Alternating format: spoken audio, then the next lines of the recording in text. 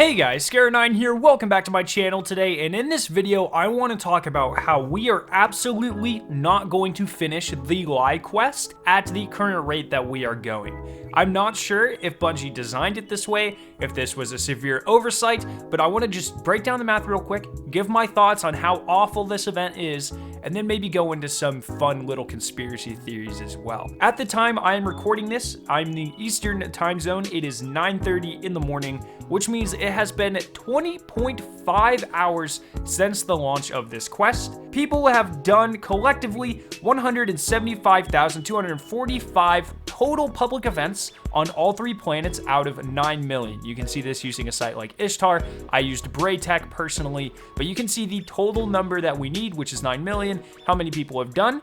That means that currently we have completed about 1.9% of the entire event in, like I said, 20.5 hours. And now if you expand this math, that means that it takes roughly around 10.5 hours for a single percent of the event. Obviously, multiply that by 100 because we need 100% to complete the first step of the quest. That gives you that it will take us 1,051.3 total hours to complete the entire quest roughly. And if you divide that by 24 to get the number of days, that means that we have 43.8 days going at this pace to complete this event. And there are only 27 days left in the season, which means we are almost certainly not completing this. And to make matters worse, if you look at any trend of any community event ever in the history of Destiny, it always goes the fastest right after it launches, because that is when people are the most hype. So the pace that we are going is probably the fastest it will ever be, and it will most certainly slow down. So as you guys can see, the math checks out. We are not completing this public event, and I think there's some pretty good reasons for that. No one likes this event, in my opinion. If it was the original version of the event where you only had a single tower, it was much easier. I think we could do this quite easily. I would be participating. But with the new expanded, quote-unquote, heroic version of the Seraph Towers event, no one wants to do it. It's annoying having to defend two towers at the same time. It is incredibly difficult. In this gameplay, I am using a tractor cannon on the red orb, which makes it take less charges to complete the towers. We have 5 random people in this lobby. We are all going ham. We do pretty well. We stop the plate from getting interfered with most of the time, and we still fail the event. Unless you are stacking your lobby, you are more than likely going to fail this event over and over and over again. And when we need 9 million completions, no one wants to fucking do that, okay? It's not fun. This event, the heroic version, is absolutely brutal. You have to be like sweating the entire time with a stacked team, and no one wants to do that. The normal version, in my opinion, is much more casual, it's much more fun, and it's just a more enjoyable experience. I don't know why they had to do this heroic event. And that's coming from a guy who is like, I'm grinding out maximum triumph score. I obviously don't mind grinding mindless things. I actually love it. It's some of my best and most favorite content in Destiny is doing the same activity over and over and over again to get a reward, but this is just too dang far. It's not fun, it's brutal, you fail most of the time. I know I'm not going to be really contributing to it unless something has changed, and that's what, we can come to here. What's going to happen? What's going to change?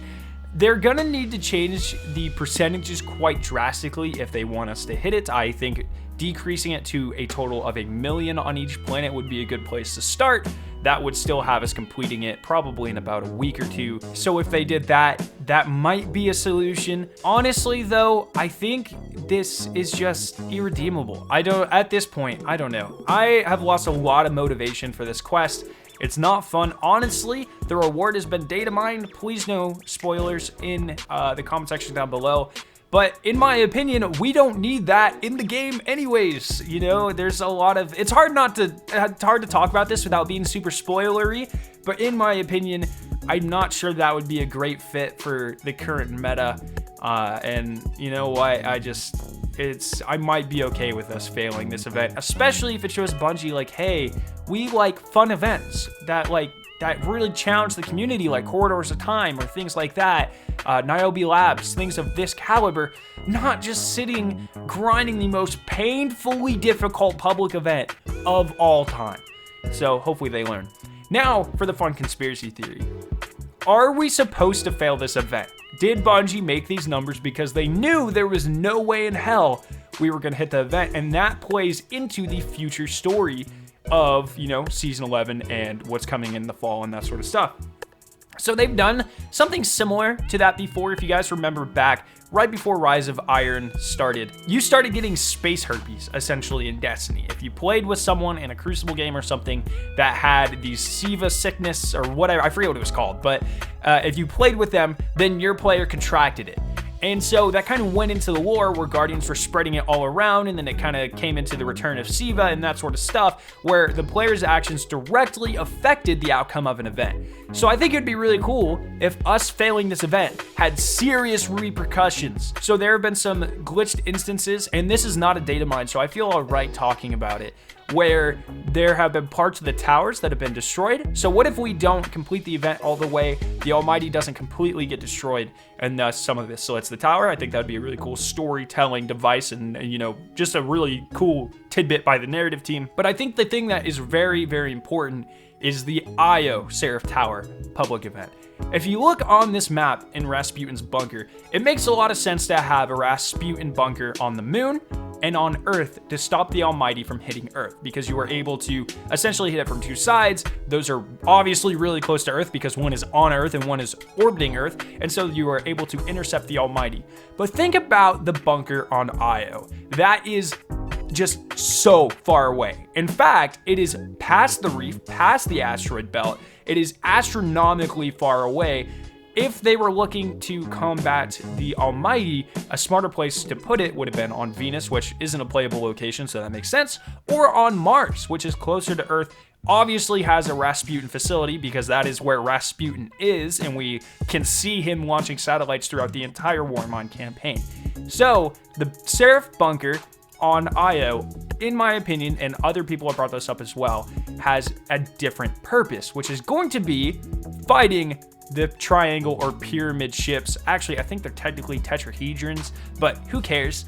I believe these satellites might be used as a defense relay to stop them and intercept them. I mean, if you look at the map, Rasputin is doing a better job tracking the pyramid ships than the Almighty. The Almighty isn't even marked on the map, and that is supposed to be the main focus of this season, which means Rasputin obviously is paying attention to the pyramid ships. He's launching these satellites, and Io at this point in time is pretty much closer to the pyramid ships than the Almighty, or Earth even. So, you know, kind of checks out. So if we don't launch enough Warmind satellites from Io, we don't have a good defense network against the pyramid ships. They get past Io, or they make it to Titan, or wherever they're going, and that might lead into next season.